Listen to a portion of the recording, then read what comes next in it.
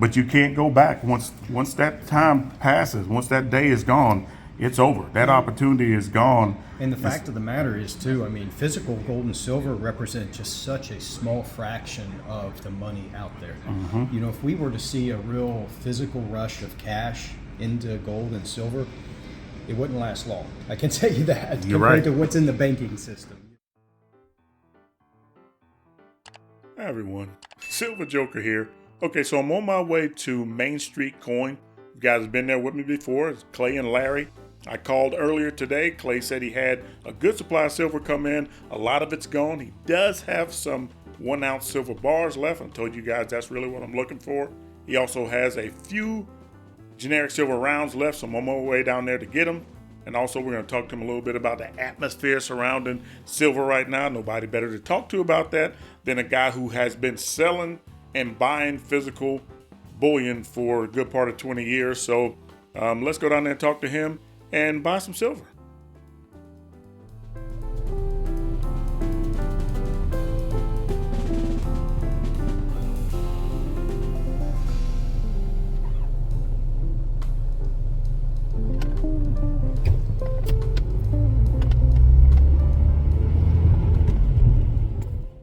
Clint? Oh yeah, look at this, man. You got lots of silver here. Yeah, we're pretty well I stocked. like it. You're pretty well stocked up.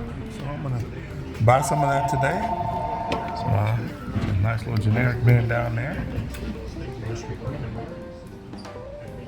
All right.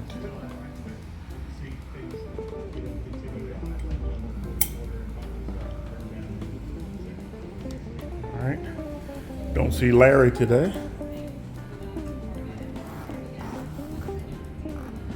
So while Clay's on the phone, I'll give you guys a tour of the shop. It's just all business in this shop. Quaint shop. He's got a very good location in a very upscale part of the city, Hyde Park. Very expensive real estate over here. And he's got him a good little location here. I think he does pretty good business. Lots of numismatic stuff. All right, Clay. Well, I want to talk to you about some of the things that are going on right now in silver. I mean, silver jumped up a little bit. Should we get excited about that? Is that something that we need to really pay attention to, or do you think that's just a blip on the radar right now? I think it's a step in the right direction. Anytime I see a commodity move up and then hold its ground, I think it's a good development price-wise. So it's a lot going to depend on how the Fed interprets the inflation data that's coming in. Oh yeah, that's if you start seeing dot plots show up at like 5.5% this spring or something, we're going to be in some trouble because the dollar's going to strengthen again. Yeah. But that may not be the case totally. We may get a longer runway for metals here than we're expecting. Premiums are sticky right now, and from what I'm seeing in the supply chain 60, 90 days ahead, I wouldn't expect any real relief on premiums over spot. I'm just not seeing it. The only interesting thing that I think could happen is when the U.S. Mint comes out and prices 2023 Silver Eagles. So there's the... These are kind of cool. I don't get these a whole lot. Philharmonics, these things. Kind of a beautiful coin. Yes, they are. It's a roll of 2017s. Yeah, highly collectible. People like them, say highly stackable. Really not a collector coin, so to speak, but very stackable. Mm-hmm. But these are, I guess, considered a premium because they're coins. They're actual coins or actual monetary value. Yes, definitely. Yeah, so generally you'll see them priced like Canadian Maple Leafs or British Britannias. Pretty commensurate with that. So I want some bars. Okay. That's going to be my thing. Today I think I want, There's a JM in original shrink wrap still. Yeah. It's a 10 ouncer. I'm more along the lines of the 1 ounces down there. It's like you got plenty of silver down there, man. But here in the States, there's a shortage of 1 ounce rounds, a lot of 5 ounce bars still. So I would expect things would catch up. So you've diversified where you get your silver from. Yes. So what, have you added more distributors to it, or have you just concentrated more on, you added more? Yeah, we've added more companies we work with. Well, And it's obviously sometimes, paying off. if a customer comes in and they want $100,000 worth of silver, used to be, I may call up 1 or 2 suppliers to get that done. Wow. These days, maybe we're calling up 4 or 5 suppliers to get exactly what they need. So do you have many, well, this is Hyde Park, so do you have many buyers come in buying that kind of weight, buying those kinds of? We have companies that come in, Oh. add it to their balance sheet. We have families, offices, that want to add hard Wow, money I to never their... thought about that. The companies come in and buy, Sometimes. what, they come in and just buy it as the company? Sometimes you can put commodities on a corporate asset sheet just like anything else. Look at Elon Musk and Bitcoin. I think the family office going forward, a lot of people have, if you've got a large US dollar balance in a bank account, is that really something you want to sit there and have inflation eat at it for 5 or 10 Absolutely years? not. So I That think, wouldn't be my strategy. and I think we're also moving to an era where counter liabilities are really important with money. And gold and silver are the only physical assets that just simply don't have any counter liabilities. They are money They are money. in their own state. That's right. And I just think more people are realizing that. Yeah, I think so too. I think that's where the demand is coming from. More people are starting to get a lot more educated, one, about physical silver and physical bullion in general. Yeah. And they're starting to realize that there are some things on the horizon that might not be, all that beneficial as far as financially Yeah, it could be going forward. I deleterious mean, to our wealth. That's true. exactly. I mean, who knows what tomorrow's going to bring, but just that uncertainty is enough for me to try to get a lot more things that I have personal control over, as opposed to having to have somebody grant me access to my Right. finances. That kind of worries me a little bit all the time. I think the other thing too that has spurred a lot of interest lately is the fact that a lot of people, even in their 30s and 40s, they've never seen prices rise in the economy.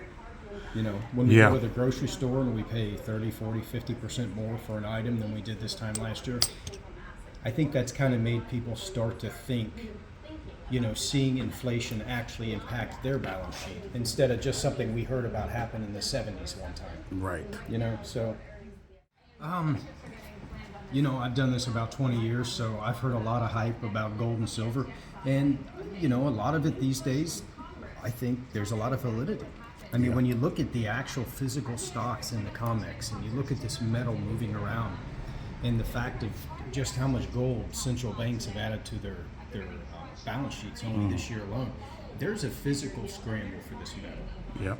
And when you think about all the industrial applications that they have planned for it, solar panels, more EVs, all this technology takes a tremendous amount of silver and copper, but a tremendous amount of silver for Yes. discussion. So, yeah, I could definitely in the future see $100 plus silver price. I think that we could see $180, $200 an ounce silver price at some point. I don't think any of those numbers are out of reach. Right. I don't really prescribe to the theory that the COMEX is going to break next week and it's going to happen all at once. I think that we're going to inch our way there, but as stackers, why should we care really? We've had some opportunities Absolutely. to buy a lot more metal cheap, so that's kind of how we got to think about the time. Absolutely. Explain that to customers all the time because premiums are really high right now, and Yeah. people are just not used to that. But at the end of the day, it's kind of a binary thing. Do you want to have some of this or do you not? Because it's kind of an insurance policy, and if any big exogenous event ever occurs, people need to understand there simply won't be any of this available anywhere That's a good point. because it's hard to get now. It's a very good point. And nothing's really went that wrong yet. Right. So it's something to think about longer term. It's just important to have some. Right. I agree. It's you can get it now, and who knows, you may be able to get it in the future and go on. But what if you can't? Then you can't go back and get it. You can always get it. You can always modify things if you have tomorrow to do it. But you can't go back once that time passes. Once that day is gone, it's over. That opportunity is gone. And the fact of the matter is, too, physical gold and silver represent just such a small fraction of the money out there. Mm-hmm. If we were to see a real physical rush of cash into gold and silver, it wouldn't last long. I can tell you that You're compared right. to what's in the banking system. You're absolutely right. All right, so here we are. This is what I managed to pick up. I'll give you guys a better look at this when I get back to the house, but I told you I was going to try to get more of these silver bars here. and I would prefer to get them from my local coin stores instead of trying to buy them online. I got a really good price for these, a lot better price than I would have got if I bought them online. But you know, he's in the bullion business, so he's in it to make money, and that's what it's all about. So anyway, the next time you guys hear my voice, it'll be in my little makeshift studio at home, and we'll talk about the price.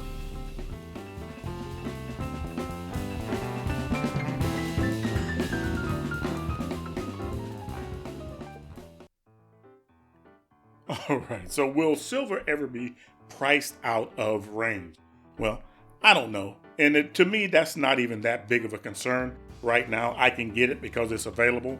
Some aspects of silver stocking now are out of my range. Like I told you guys, I'm done with the premium silver for now, for the foreseeable future.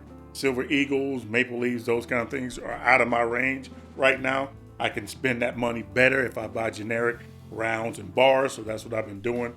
So as you can see here, I bought 23 ounces today, 15 1-ounce silver bars, and 8 1-ounce silver rounds, and I paid $27.50 per ounce, which is a very good price right now. So I paid $632.50 for 23 ounces, which is a good price. But look at this round here. This round here was in his generic bin along with the prospector rounds, and it says here it's an official barter unit. And it's got the year 2000 up there and got the little Roman numerals in there. And it says silver, the store of value from millennium to millennium. Now that is amazing. But this is what got my attention mostly on the back. It says globally accepted since the year 2000 BC. This is pretty good. Official barter unit. It's awesome.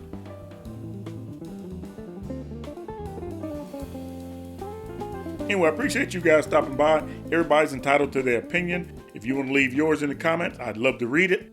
And you know, we're just going to keep this silver train rolling. I'm on my way to see Phil over at Franklin Street Coin next. We're going to talk to him a little bit, and we're going to buy some more silver. Keep stacking.